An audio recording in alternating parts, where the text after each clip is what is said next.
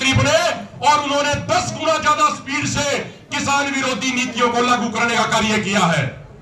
इसलिए कोई political party हमारी सगी नहीं है। हमारी लड़ाई इनकी गलत नीतियों से है। तो चाहे कहीं पे भी सरकार बना लो, हमें कोई फर्क नहीं पड़ने वाला। हम उसी मजबूती से, उसी दृढ़ इरादे से अपनी मांगों को पूरा होने तक संघर्ष करते रहेंगे। साथियों, कोई भाई ये ना सोचे कि 14 तारीख की मीटिंग आ गई तो हमारा सारा मामला उसी दिन हल हो जाएगा। अभी हमने जीत का सिर्फ एक पड़ाव पार किया है। जीत की तरफ हमने एक कदम बढ़ाया है। अभी जीतने के लिए और कदम उठाने भी बाकी है। लेकिन मैं साथ में यह भी कहना चाहता हूं कि जब गांव-गांव में कई लोग ये कहने लग गए थे कि सरकार तो फलानी जगह जीत गई, फलानी जगह जीत गई, अब सरकार नहीं सुनेगी, उस समय सरदार जगजीत सिंह डल्लेवाल जी के नेतृत्व में आजाद भारत का जो सबसे लंबा और सबसे बड़ा सत्याग्रह शुरू हुआ, उस सबसे बड़े और सबसे लंबे सत्याग्रह ने सरकार को बातचीत की टेबल पे आने के लिए मजबूर किया। सरकार को बातचीत की टेबल पे लाने के लिए सरदार जगजीत सिंह डल्लेवाल जी ने अनगिने कष्ट अपने शरीर के ऊपर सहे हैं। हम भूल नहीं सकते 19 दिसंबर का वो दिन जब 2 बजे सरदार जगजीत सिंह डल्लेवाल जी को वीडियो कॉन्फ्रेंस के माध्यम से माननीय सुप्रीम कोर्ट में जुड़ के अपनी बात रखनी थी। जब वो स्नान करके अपनी ट्रॉली में वापस जा रहे थे तो बाथरूम से निकलते ही वो गिर गए थे इसी स्टेज के नीचे, जिस स्टेज पे आज लोग भाषण दे रहे हैं, जिस स्टेज से हम अपनी बात रख रहे हैं, इसी स्टेज के नीचे सरदार जगजीत सिंह डल्लेवाल जी 19 दिसंबर को बेहोश होकर गिर गए थे। उनका ब्लड प्रेशर इतना नीचे चला गया था कि मशीनों ने मापना बंद कर दिया था। उनका पल्स रेट 36-37 तक चला गया था। वो दिन हम भूले नहीं और अपनी जिंदगी में कभी भूलेंगे भी नहीं। और इस देश के किसी किसान को भी वो दिन नहीं भूलना चाहिए। और जब वो बेहोशी में जा रहे थे तो जगजीत सिंह डल्लेवाल जी ने एक बात कही थी। काका सिंह कोटला जी उनके नजदीक खड़े थे, उनके नजदीक वो मौके के गवाह हैं। काका सिंह कोटला जी को एक ही बात कही थी कि काके बता दियो दुनिया को कि डल्लेवाल कोई ड्रामा नहीं कर रहा था। डल्लेवाल अपनी किसान कौम के लिए जान की बाजी लगा के, जान की कुर्बानी देकर चला गया।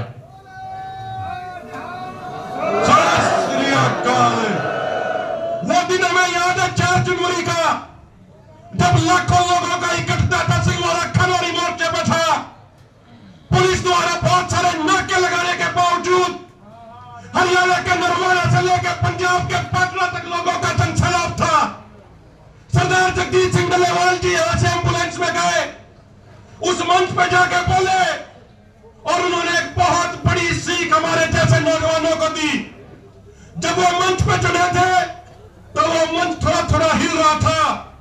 उस मंच के हिलने के कारण उनको चक्कर आ रहे थे, उल्टियां पड़ने जैसा उनके मन के अंदर हो रहा था। लेकिन उसके बावजूद वो 7 से 8 मिनट बोले और 7 से 8 मिनट बोल के जो सबसे महत्वपूर्ण बात उन्होंने कही कि मैं कहना चाहता हूं कि डल्लेवाल कुछ नहीं कर रहा, डल्लेवाल ने कुछ नहीं किया, जो भी किया है वो उस परमात्मा ने, उस ईश्वर ने, उस वाहिगुरु ने किया है। यह बहुत बड़ी सोच की निशानी है कि अगर कुछ अच्छा हो जाए तो उसका श्रेय परमात्मा को, उसका श्रेय ईश्वर को, उसका श्रेय वाहिगुरु को, उसका श्रेय समाज को देना चाहिए। और अगर अनजाने में किसी साथी से कोई गलती भी हो जाए तो उसकी जिम्मेदारी खुद लेके ये कहना चाहिए कि ये जिम्मेदारी हो गई, ये गलती हो गई, इसको हम जिम्मेदारी के साथ सुधारने का काम करेंगे। ये निशानी एक बड़े व्यक्ति की होती है, ये निशानी एक बड़ी और महान सोच की होती है।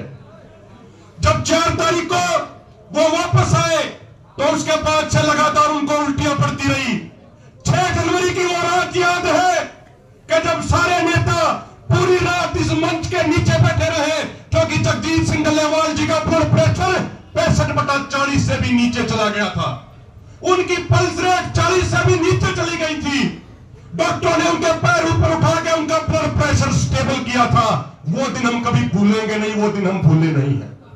वो दिन हमें याद है कि जब 17 जनवरी को उनकी तबीयत बहुत ज्यादा खराब होगी और डॉक्टर जब ट्रॉली में चेक करने गए तो डॉक्टरों ने बाहर आके हमारे सारे नेताओं को कहा कि जगजीत सिंह डल्लेवाल जी के पास मात्र 48 घंटे शेष है। डॉक्टरों ने कहा कि एक मेडिकल इमरजेंसी के तहत एक इमरजेंसी इंजेक्शन लगा दे, लेकिन जगजीत सिंह डल्लेवाल जी ने कहा था कि मैं जिस रास्ते पे चला हूं उस रास्ते की मंजिल सिर्फ एक है, या तो एमएसपी गारंटी कानून बनेगा या मेरी कुर्बानी होगी। और उन्होंने वो उन्होंने जब मौत की दहलीज पे खड़े थे, जब मौत उनको भी अपने सामने दिख रही होगी, लेकिन वो नेता ना बिल्कुल झिझका, ना वो डरा, ना वो दबा।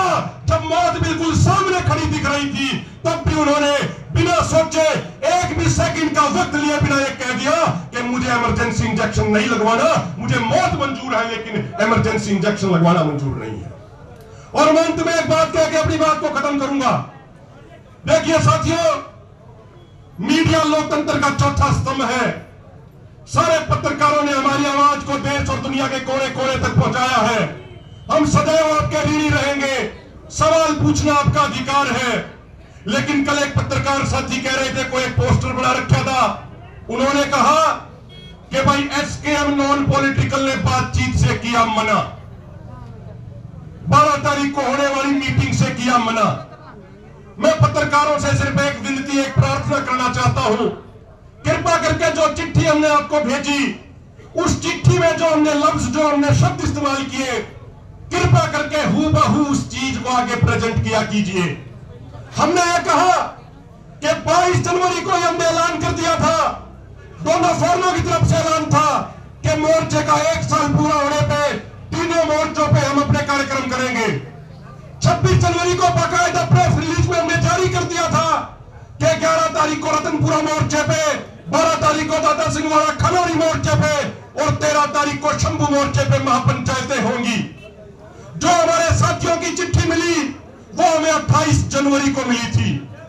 हमने ये भी विनती करी कि जब हमारे साथी दिल्ली में बैठ के बातचीत की तारीख तय कर रहे थे, बेहतर होता कि अगर एक बार वो दोनों मोर्चों के नेताओं के साथ फोन पे विचार चर्चा कर लेते तो शायद बेहतर तालमेल हो पाता। हमने ये भी निवेदन किया।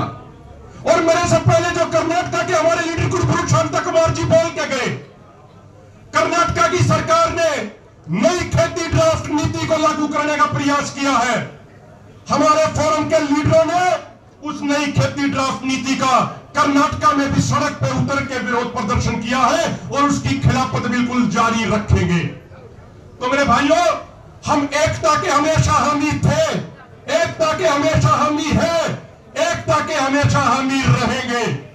जब हमारे साथी आए थे तो हमने तो उस दिन भी कहा था कि दादा सिंह वाला खनौरी मोर्चे पे, शंभू मोर्चे पे, रतनपुरा मोर्चे पे अधिक से अधिक संख्या में पहुंच के इस आंदोलन को और भी मजबूत किया जाए ताकि सरकार जल्द से जल्द घुटने टेकने पे मजबूर हो जाए। तो मेरे भाइयों, आगे भी कोई एकता के प्रयास करे जाएंगे, उसमें भी हमारा मोर्चा, हमारा फोरम पूरी मजबूती के साथ, हमारे नेता एकता के लिए जैसे पहले काम किया है, एकता के लिए जैसे पहले प्रयास किए हैं, उससे भी ज्यादा दूनी तिगनी ताकत के साथ एकता करने का कार्य किया जाएगा।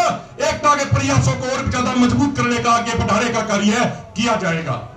आज हमारी मजबूरी थी क्योंकि आप देखिए हजारों लाखों लोगों का यहाँ इकट्ठा है, सारी लीडरशिप यहाँ पे है, लेकिन उसके बावजूद मुझे कहने में कोई संकोच नहीं हो रहा कि सारी लीडरशिप ने दिन रात मेहनत करी, उसके बावजूद जो हमारे प्रबंध है उन प्रबंधों में कमी रहेगी, प्रबंध हम सही तरीके से पूरे नहीं कर पाए।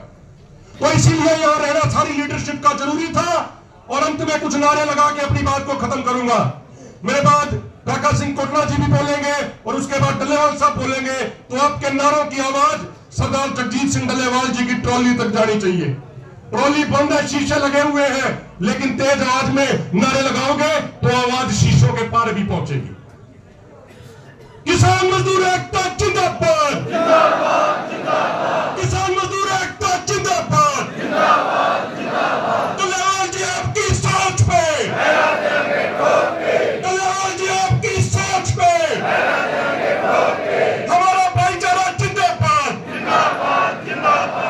वाहिगुरू जी का खालसा, वाहिगुरू जी की फतेह। बहुत बहुत धन्यवाद।